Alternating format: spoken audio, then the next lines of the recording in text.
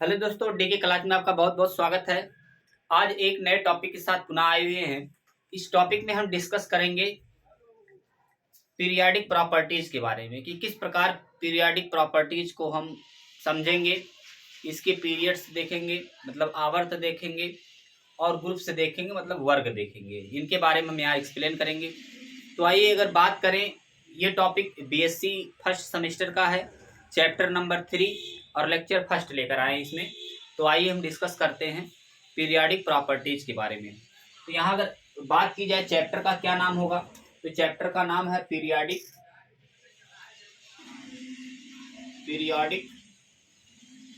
Properties of atoms, bracket में लिख लेंगे with reference of S block and P block.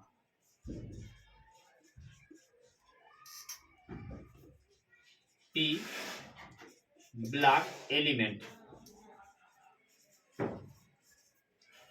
S block और P block element के बारे में यहाँ डिस्कस करेंगे। जनरली अगर पीरियाडिक प्रॉपर्टीज की बात करें तो किस प्रकार से हम देख सकते हैं यहाँ, तो अगर टेबल की बात करें तो टेबल यहाँ हम बना दें।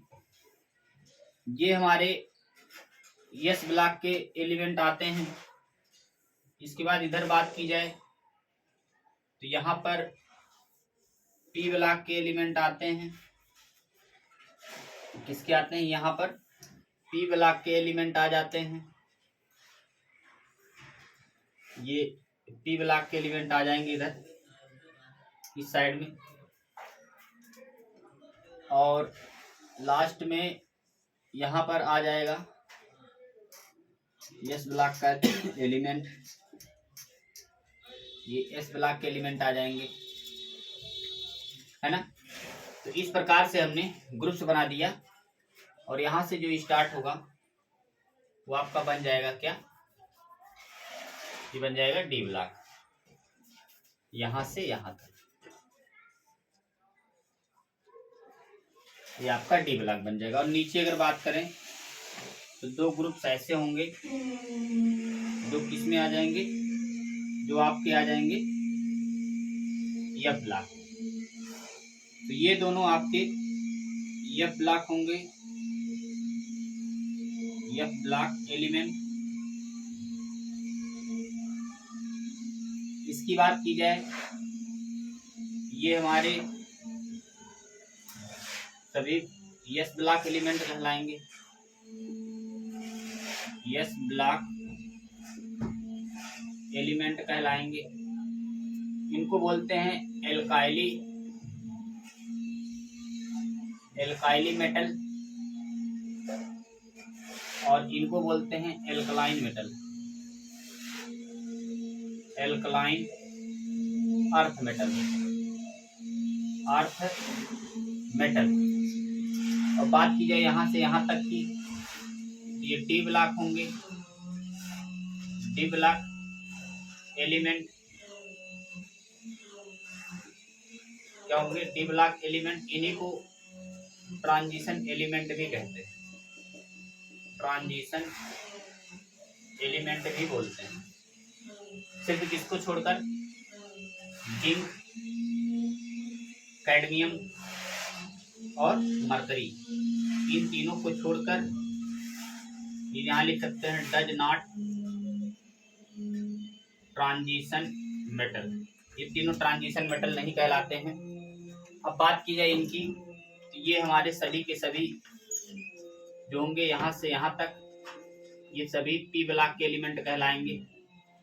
पी ब्लॉक एलिमेंट,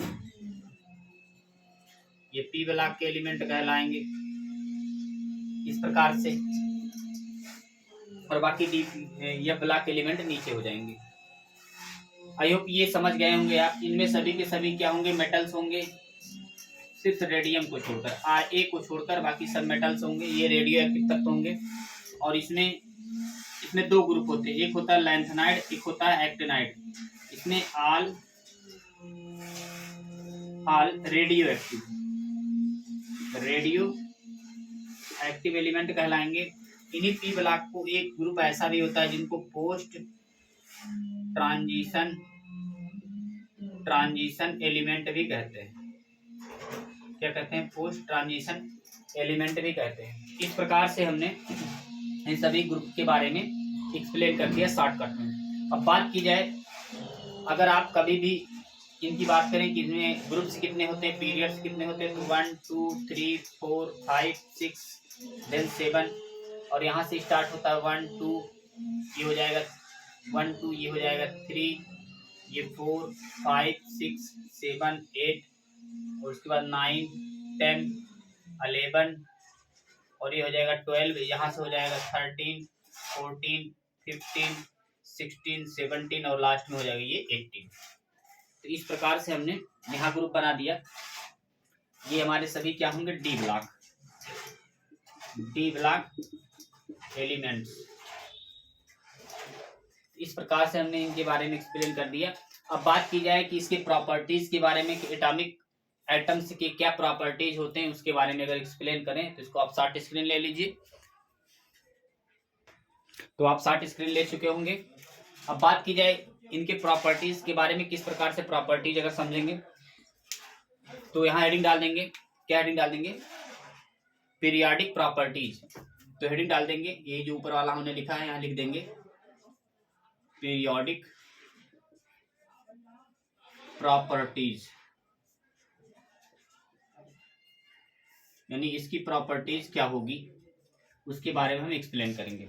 अगर बात की जाए पीरियोडिक प्रॉपर्टीज की बात की जाए तो उसमें किस प्रकार से हम लिख सकते हैं? यहाँ लिख सकते हैं दीज आर सर्टेन प्रॉपर्टीज, है ना। इसके डेफिनेशन की बात की जाए तो डेफिनेशन लिखते हैं these are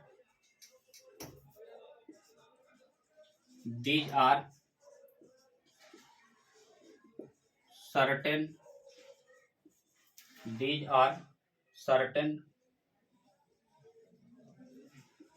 properties with are, क्या लिख सकते हैं? these are certain properties या which लिख सकते हैं, which are associate, क्या लिख सकते हैं? associated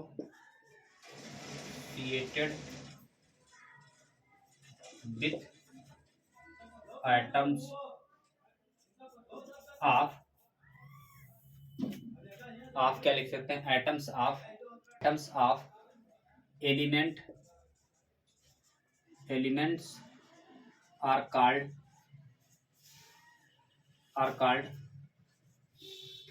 periodic properties. Are called क्या लिख सकते हैं? पीरियोडिक प्रॉपर्टीज, या इसको कर दें एटॉमिक प्रॉपर्टीज। नई लाइन से लिख सकते हैं दीज आर प्रॉपर्टीज,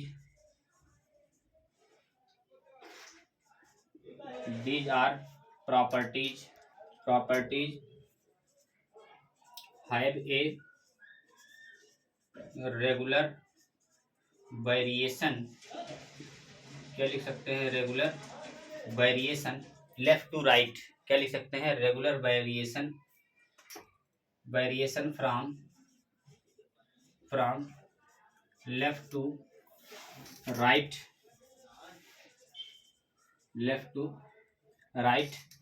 अगर बात left to right in a period, अगर लेफ्ट टू राइट चलते हैं, लेफ्ट से राइट की तरफ चलते हैं तो उसको बोलते हैं पीरियड। पीरियड को क्या बोलते हैं? आवर्त बोलते हैं। And top to bottom in a group. Top to bottom में क्या बोल देंगे? ग्रुप्स बोल देंगे। तो अगर हम टॉप से बॉटम की तरफ चलेंगे तो उनमें ग्रुप में बात करेंगे। किसकी बात करेंगे? ग्रुप्स की बात करेंगे। ग्रुप्स की बात करेंगे। Of the of the of the periodic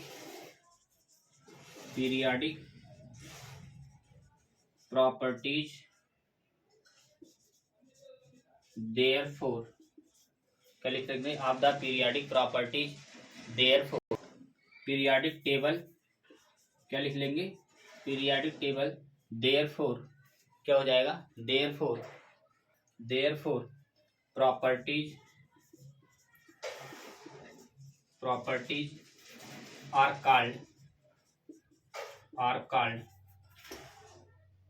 called ये हो जाएगा पीरियोडिक प्रॉपर्टीज। पीरियोडिक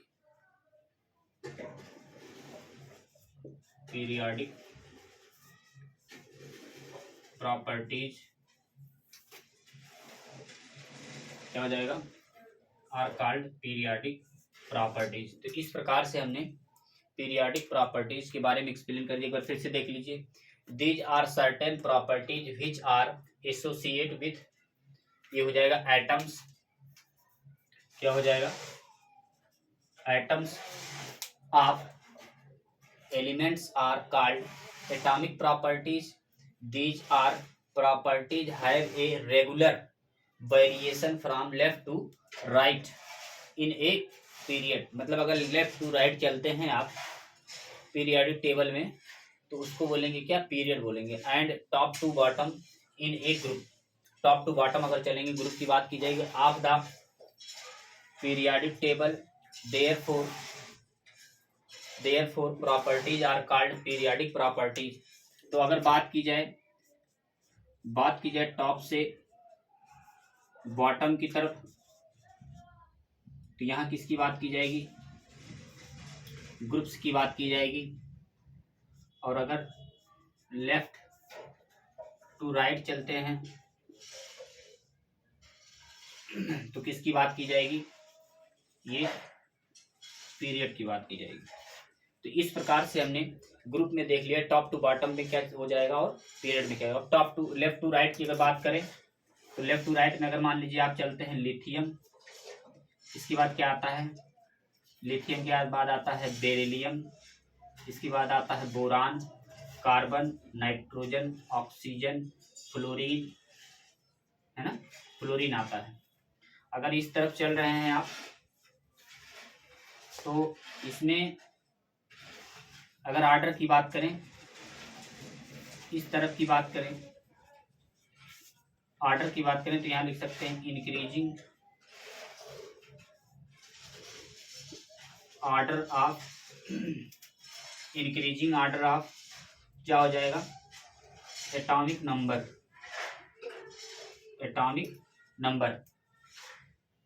नंबर अगर बढ़ेगा तो साथ ही साथ क्या क्या और बढ़ेंगे? तो यहाँ भी लिख सकते हैं increasing order of ionization energy, और साथ में दूसरा लिख सकते हैं atomic number of ionization enthalpy. अगला लिख सकते हैं atomic number of electronegativity.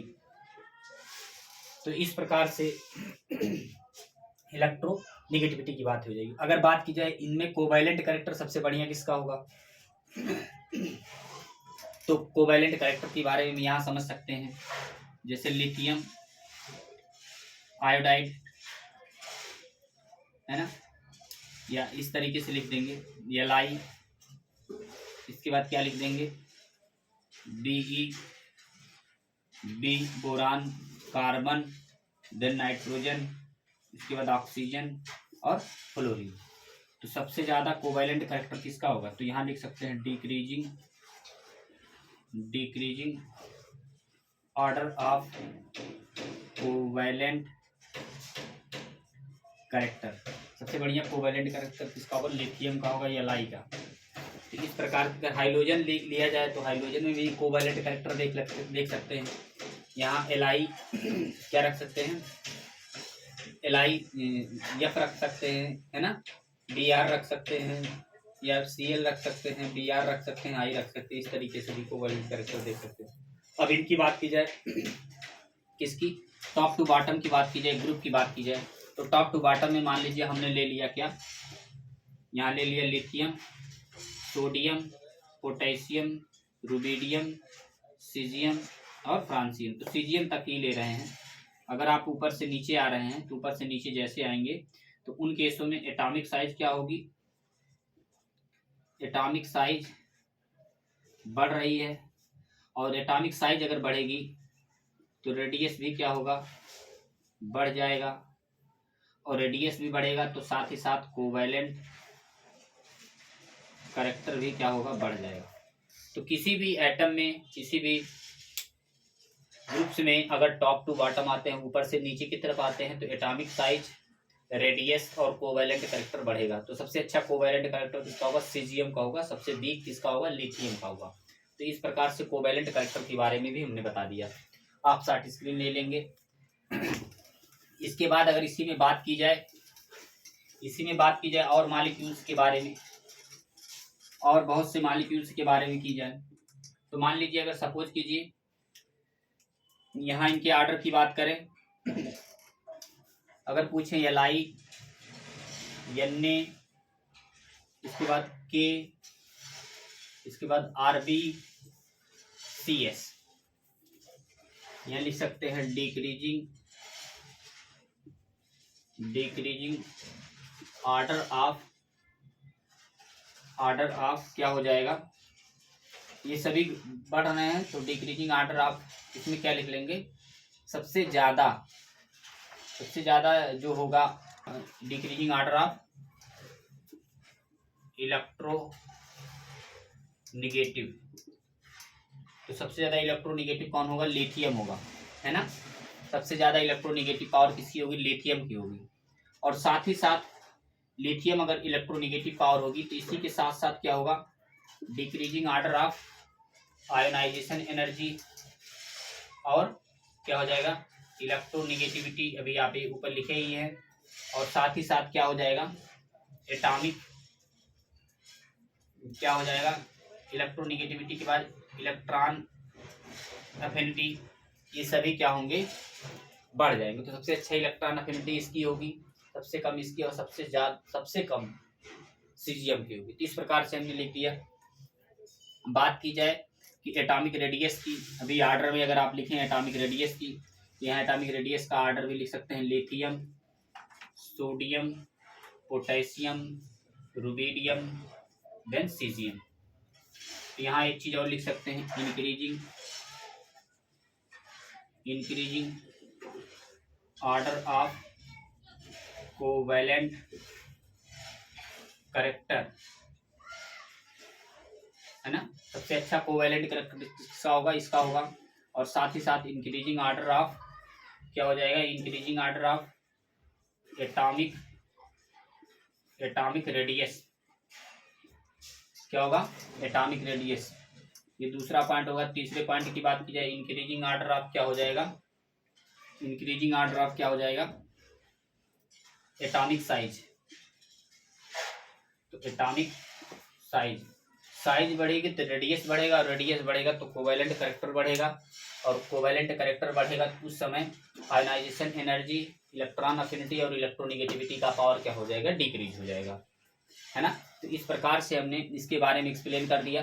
I hope ये चीज़ें आपको समझ में आ गई होंगी। अगर हम इस तरफ चलते हैं, अगर हम टॉप टू बॉटम चलते हैं, टॉप टू बॉटम चलते हैं तो ये कंडीशन फॉलो होगा, और लेफ्ट टू राइट चलेंगे तो कंडीशन थोड़ा दूसरा हो जाएगा। लेफ्ट टू राइट में electronegativity, electron affinity, ionization, potential energy, है ना, ये सभी बढ़ेंगे एटॉमिक साइज बढ़ने के साथ साथ, उनके डायरेक्टली प्रोपोर्शनल होते हैं। लेकिन अगर टॉप टू बॉटम आते हैं आप, तो उस समय कोवैलेंट कैरेक्टर बढ़ेगा, कोवैलेंट कैरेक्टर के साथ साथ एटॉमिक रेडियस बढ़ेगा, एटॉमिक रेडियस के साथ साथ क्या होगा, एटॉमिक साइज बढ़ेगा। अगर atomic radius, atomic size, covalent character बढ़ता है तो उसके साथ साथ जो जेड इफेक्ट होगा, यानी इफेक्टिव न्यूक्लियर चार्ज होगा, वो घट जाएगा। ठीक है, तो आई होप ये चीजें आपको समझ में आ गई होंगी। यहाँ हम लिख दे रहे हैं, atomic size inversely proportional 1/Z effect. तो जितनी ज्यादा एटॉमिक साइज बढ़ेगी जेड इफेक्टिव का मान उतना घट जाएगा। ये जेड इफेक्टिव क्या है? ये जेड इफेक्टिव क्या है? इलेक्ट्रॉन इलेक्ट्रॉन के बीच जो अट्रैक्शन फोर्स होता है उस समय जेड इफेक्ट का मान बढ़ जाता है। इफेक्टिव न्यूक्लियर चार्ज होता है, उस न्यूक्लियस में जो चार्ज होते हैं वही हमारा जेड इफेक्ट होता है। अब बात की जाए एटॉमिक साइज, जब जैसे बढ़ेगी तो न्यूक्लियस से और इलेक्ट्रॉन से दूरियां बढ़ेंगी, उस समय इलेक्ट्रॉन इलेक्ट्रॉन के बीच क्या होगा? रिपल्सन फोर्स काम करेगा। तो ये सभी बातें हम नेक्स्ट वीडियो में पुनः बताएंगे। ये इतने भी इम्पोर्टेंट टॉपिक है, इसको आप देखिए। अगर आप पिछला वीडियो नहीं देखे हैं तो आप जाके वहाँ S block, P block, D block और एफ ब्लॉक के एलिमेंट के बारे में देख सकते हैं आप। और साथ ही साथ ज़्यादा से ज़्यादा लोगों के पास शेयर करिए ताकि उनको भी हेल्प मिल सके। हमने प्लेलिस्ट में वीडियो को अपलोड किया है, वहाँ से आप जाकर देख सकते हैं पिछला वीडियो। और आप बेल आइकन को जरूर इम्प्रेस करिए ताकि सबसे पहले आपको नोटिफिकेशन मिल सके। बहुत बहुत धन्यवाद।